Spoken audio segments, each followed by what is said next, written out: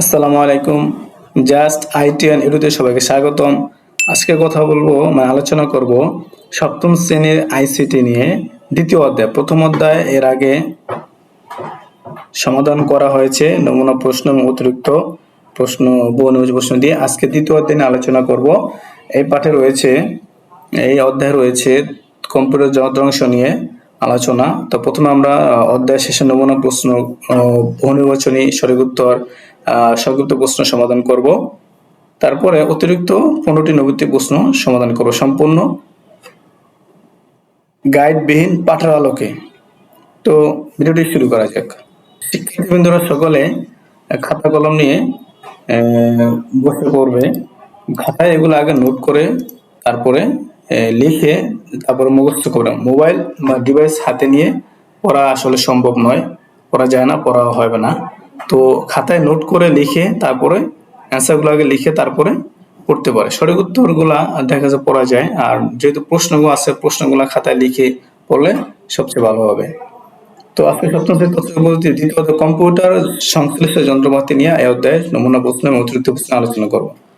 তো প্রথমেই আমরা নমুনা বহুনির্বাচনী প্রশ্ন সমাধান করব। 1 নম্বর আছে, তুমি একটি ছবি ডিজিটাল প্রতিলিপি করতে চাও, এক্ষেত্রে কম্পিউটারের কোন ডিভাইসটি ব্যবহার করবে? স্ক্যানার। 2 নম্বর, প্রসেসরকে কম্পিউটার মস্তিষ্ক বলা যায় কারণ এটি মাদারবোর্ডের সাথে সংযুক্ত থাকে। প্রসেসর সকল কাজে নির্দেশনা দেয়।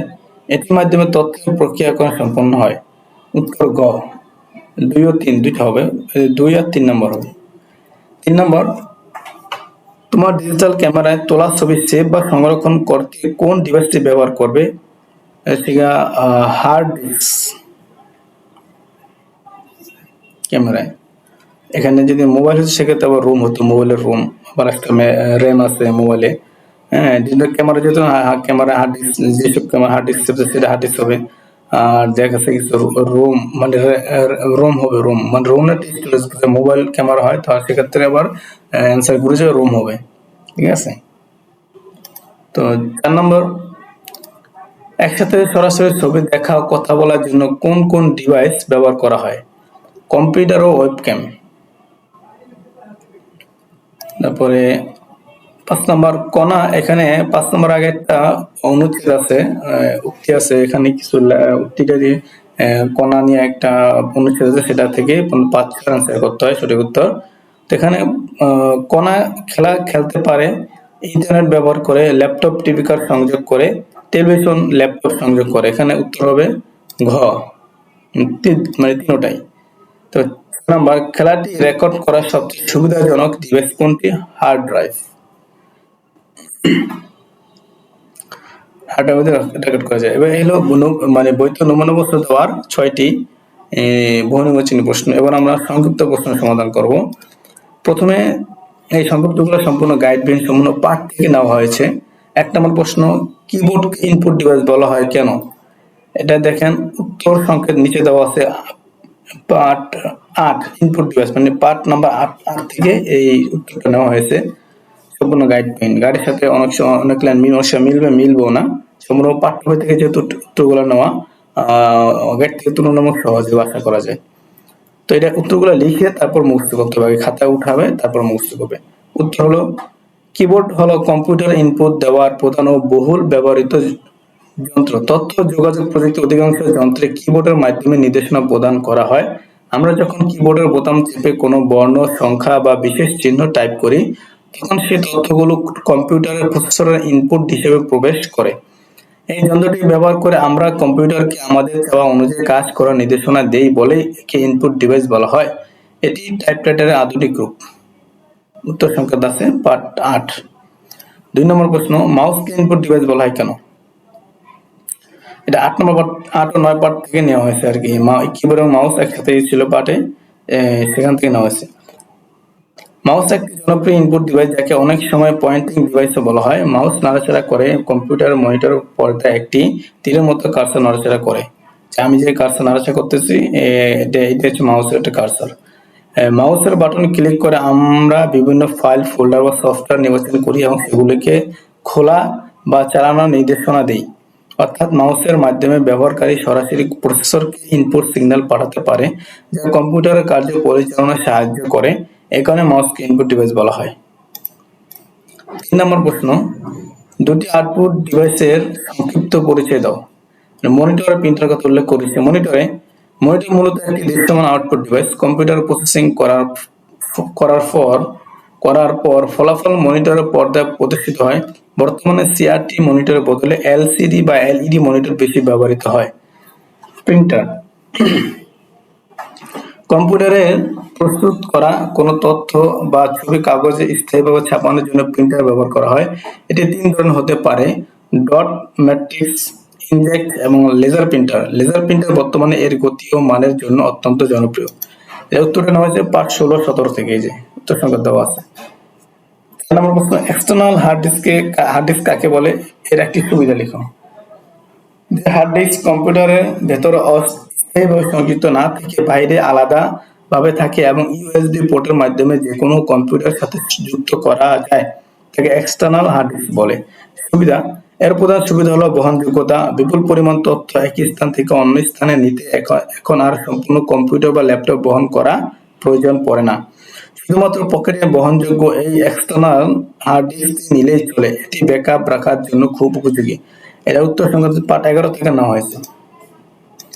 5 নম্বর প্রশ্ন হচ্ছে, প্রসেসরকে সবচেয়ে গুরুত্বপূর্ণ অংশ বলা হয় কেন?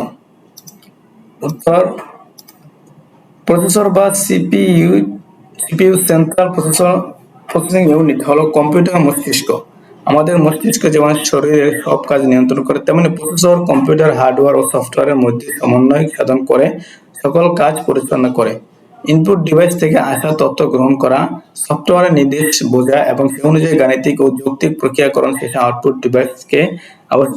ডিভাইসের ফলাফল পাঠানোই প্রসেসরের কাজ। প্রসেসর ছাড়া কম্পিউটার পক্ষের কোনো নির্দেশ পালন করা সম্ভব নয় বলে একে সবচেয়ে গুরুত্বপূর্ণ অংশ বলা হয়। এটা উত্তর 14 নম্বর পার্ট থেকে দেওয়া আছে। টাচ স্ক্রিনকে কেন ইনপুট ও আউটপুট ডিভাইস বলা হয়?